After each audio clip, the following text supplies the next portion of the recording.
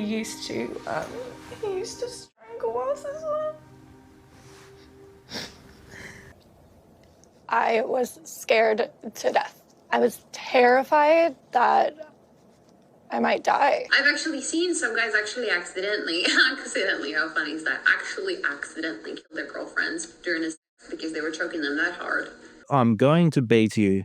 Belt on your ass hard. He goes on to say, slave, where's my dinner? What's the point in having you? If I don't beat you and impregnate you, you should be thankful. I really love hitting you. It's very good for me. Am I a bad person? Because the more you didn't like it, the more I enjoyed it. I fucking loved how much you hated it. Turn me on.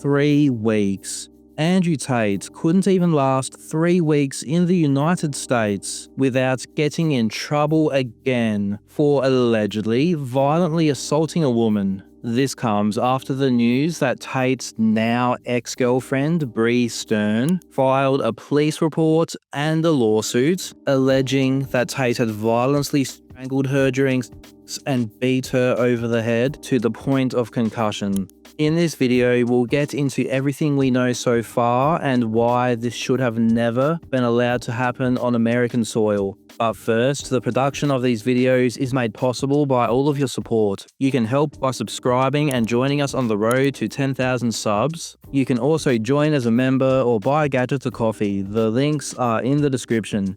Okay, let's get into this story. It all started with this article by TMZ reporting that Andrew Tate's girlfriend at the time was claiming that he attacked her during sex and had filed a police report. This allegedly happened on March 11th at the Beverly Hills Hotel. This initial TMZ article was accompanied by these pictures showing bruising on Stern's face. The allegations sounded identical to those that we had heard from Tate's alleged victims over and over and over. Violent strangulation during sex to the point of nearly falling unconscious while being struck in the head. TMZ also revealed medical documents showing that she had been diagnosed with post-concussion syndrome following the incident. Later, Bri released a statement that she posted on Instagram and Twitter, where she said that Tate's last words to her as she left the Beverly Hills Hotel were, "Shut the fuck up,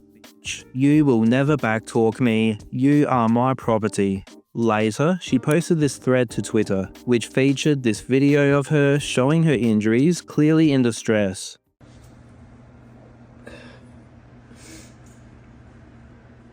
Go on.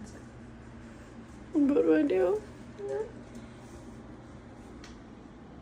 Okay, yeah, you can see it. In both the TMZ article and Bri's thread, she shared some text exchanges between her and Andrew that seemed to show more of the same controlling and abusive talk from Andrew that we've seen directed towards other women who are listed as victims in his various human trafficking and sexual assault cases. The texts start with Andrew talking about hitting her, which she clearly does not like. Later, when Bri asks him why he is being mean in another chat, Tate responds with, "Because I want to beat the fuck out of you. You will give me a child this year, bitch." When Bri asks why he wants to beat her, Tate responds with, "What's the point in having you? If I don't beat you and impregnate you, you should be thankful." Tate later texts her saying, "I really love hitting you. It's very good for me. And you. It's relaxing, don't you think?"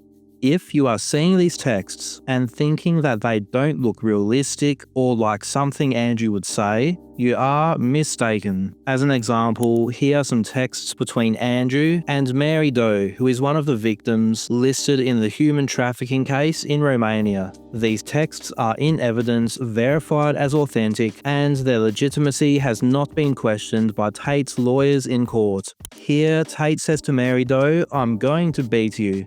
Belt on your ass hard." He goes on to say, "Slave, where's my dinner?" Mary asks Andrew not to speak to her like this. Andrew responds by calling her slave again. Mary asks him if he wants her to be his slave or his wife. Andrew said, "You are going to do whatever I say," which is the same. Andrew goes on to say, if I choose a woman as my wife, she loves me enough to let me call her anything I f***ing want. I will decide if that's slave. I don't listen to females complain, just trust me and shut up. Like with Bri, we can see Andrew talk to Mary Doe about how beating her makes him feel better. We can also see Tate tell Mary Doe that she is his property, just as Bri alleged he did with her.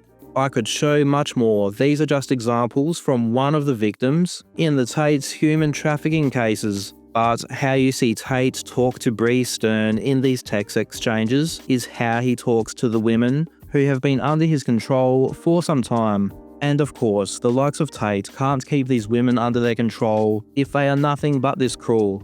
Especially early on, they will shower them with love, doing what they call love bombing, and Bri revealed an example of Andrew Tate doing this. Before I show you this example, I need to give a massive, nuclear, cringe warning. Bri revealed that Andrew had sent her a poem, as he told her, "I'm sad today, Miss Pumpkin, Poopy Pumpkin Princess." The general consensus I'm seeing in my replies is that this poem was AI generated. Tell me in the comments what you think. It reads, "Across the seas, across the skies, two Pookies live with loving ties, one in LA, where palm trees sway, the other in Bucharest far away. Though miles apart, they love and play, with calls and texts to feel each day. They share the sunsets, share the stars, no distance can keep them afar. One's dawn is another's night, yet both hearts dance in shared delight. For love like theirs can always find a way to bridge the space and time."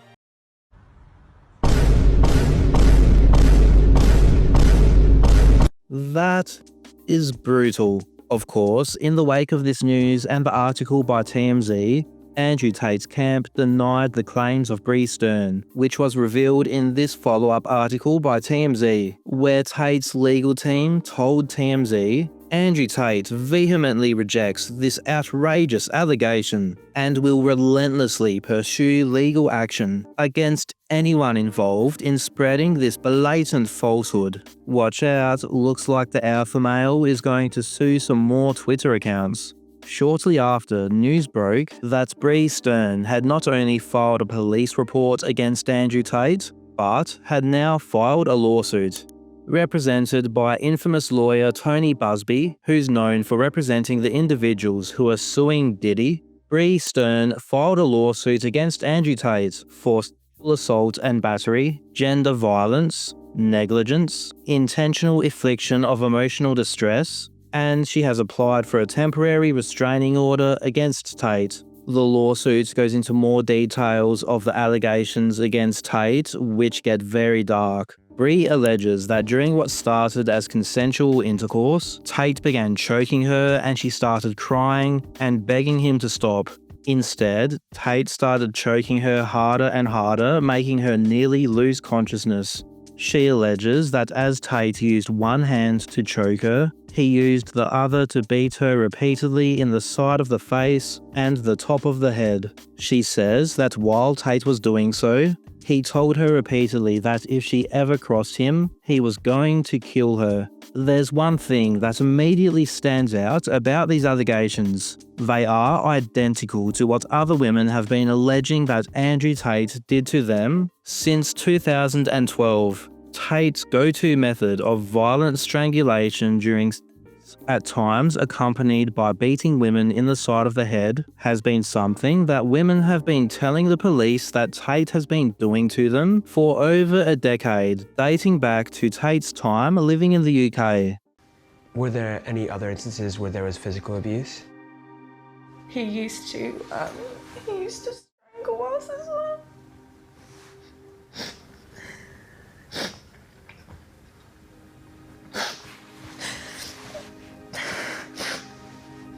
Multiple women from Tate's time in the UK have reported these violent assaults involving strangulation, as well as Tate's taunting them like he seemed to do with Bri Stern. Tate sent one of the alleged victims that is suing him in the High Court in London, this text message telling her that he loved raping her, and this text message telling her that when she is under his control, he does what he pleases. He also sent her this voice note taunting her. Am I a bad person? Because the more you didn't like it, the more I enjoyed it. I fucking loved how much you hated it. Turned me on. Why am I like that? Why? I am one of the most dangerous men on this planet. Sometimes you forget exactly how lucky you were to get f***ed by me. Would you rather me pin you down and make you do things you didn't like, or would you rather you didn't like that I was thinking I can do whatever I want to? That's what it is. I'm the smartest person on this fucking planet. Are you seriously so offended I strangled you a little bit? You didn't fucking pass out. Chill the fuck out. Jesus Christ, I thought you were cool. What's wrong with you?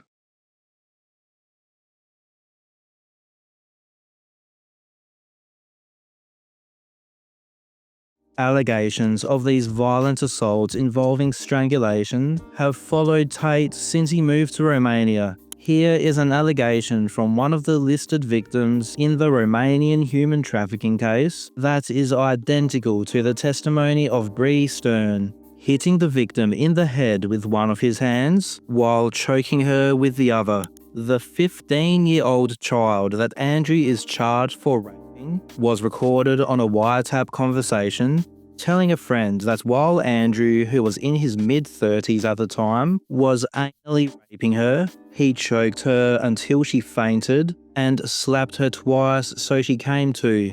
And here's a clip of Andrew's ex-girlfriend, who he is charged for trafficking as a minor, just casually remark that she has seen guys accidentally kill their girlfriends because they choked them too hard during. That's the reasoning behind like why some girls don't like it, because they're scared they're gonna die. I've actually seen some guys actually accidentally, how funny is that? Actually accidentally kill their girlfriends during a sex because they were choking them that hard.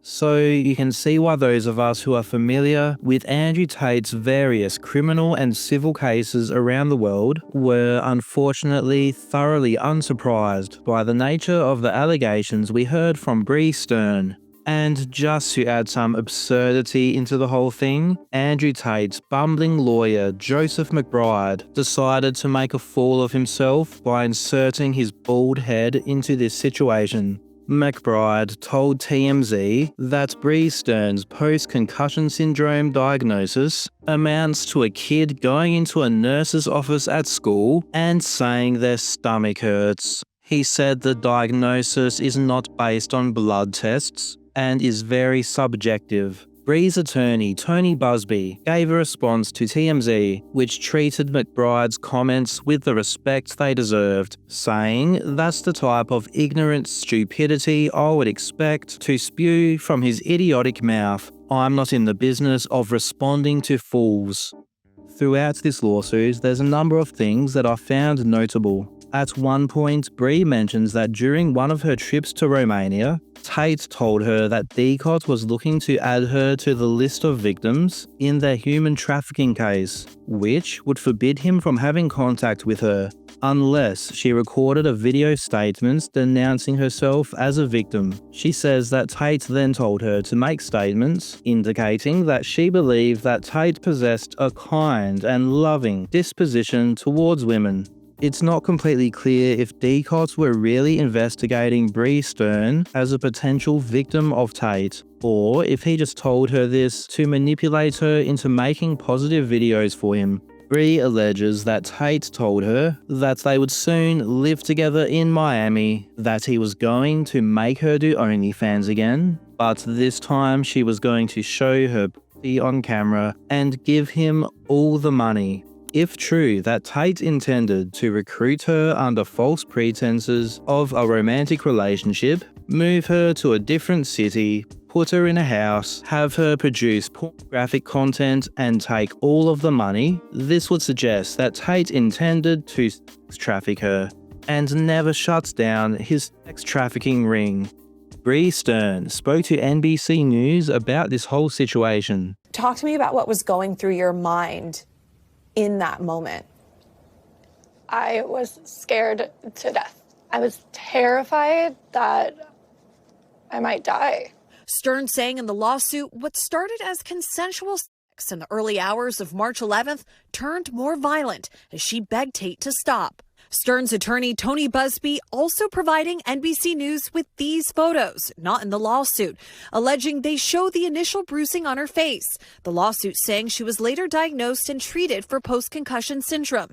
NBC News reviewed parts of Stern's hospital discharge paperwork confirming her diagnosis. Stern also filed a report with police on March 24th. I was just terrified of him. I mean, he's a very wealthy, very powerful person. And once he left the country, I did feel a sense of security, and I felt like, you know what, this isn't right, and I do need to take the power back in my life, and I felt safe to go file a police report. Two law enforcement sources familiar confirmed to NBC News that the Beverly Hills police are investigating the incident. To be honest, it was very difficult for me, but at the urging of my friends and family who were telling me, like, this is not right, this is not how you're supposed to be treated, this is abuse, I slowly started to kind of like see it. He told me everything on the internet was just a facade. Stern's lawsuit also includes text exchanges between herself and Tate in the months leading up to that alleged assault. Early messages between Tate and Stern appear to show him smothering her with love, including pet names and a romantic poem, but then allegedly getting more possessive and abusive. In one text, Tate allegedly writing, "You backtalk too much, so I beat you." They made me feel so confused and so just bewildered how someone can tell you they love you so many times every day and then say those things and do them. Like, it was definitely a lot of confusion and pain. In parts of another exchange, Stern asking, "Why do you want to beat me?" Tate allegedly responding, "What's the point of having you if I don't beat and impregnate you? You should be thankful." Stern says that in the hours since coming forward publicly, she's faced threats from Tate's fans online. I'm constantly looking over my shoulder. But she hopes to empower other women. It's very hard to even talk about it, to even confide in other people. So I'm hoping that I can encourage other women to find their voice, to walk away, and to be strong. This brings us to where we currently are with this story, and I've got some thoughts. Now, it's to be expected that Bri Stern is getting attacked by supporters of Andrew Tate and other sad virgin incels. But what I'm seeing a lot of is comments from people that are opposed to Tate, saying that they don't feel sorry for her or that she even deserved it. These people, I think, need to take a look in the mirror. Is it smart or advisable for any woman to get involved with Andrew Tate, considering everything we know? Of course not. Would any woman in their right mind at this point get involved with either of the Tate brothers? No, but that's the point. We know through extensive evidence, including video of Tate teaching these techniques to other men, that he would deliberately target women who are vulnerable to being manipulated, and run a test he called the PhD test that he would use to cut loose any women who had any self-respect and confidence. This shows in the details of the victims listed in his human trafficking cases. They would be very young, in some cases even underage. Many would come from extreme poverty, broken homes, histories of abuse, histories of substance abuse. Some had been trafficked in their past. A number of them were autistic. I don't know what about Bri Stern's background made Tate believe that she was a viable target who he could get under his control. I don't know if she is or isn't a good person. If you follow my channel, you know I don't like people using their audiences to scam them with rug pulls, which it appears she has done. But I don't think it's really relevant whether she is or isn't a good person. I don't think it should be okay to beat, rape, or traffic women just because they've done a bad thing. So after seeing the response to this, the question I have is, why is the first response and main takeaway from so many people when learning about this how Bri Stern deserved this or doesn't deserve any sympathy? And not why was this allowed to happen on American soil. Richard Grenell, special envoy for the Trump administration, was reported to be the one to pressure the Romanian foreign minister into allowing the Tates to travel to the United States. His only comment on this, still, is I support the Tate brothers, as evidenced by my publicly available tweets. It is well beyond time that Richard Grenell, or someone involved, made a comment. He may well have blood on his hands.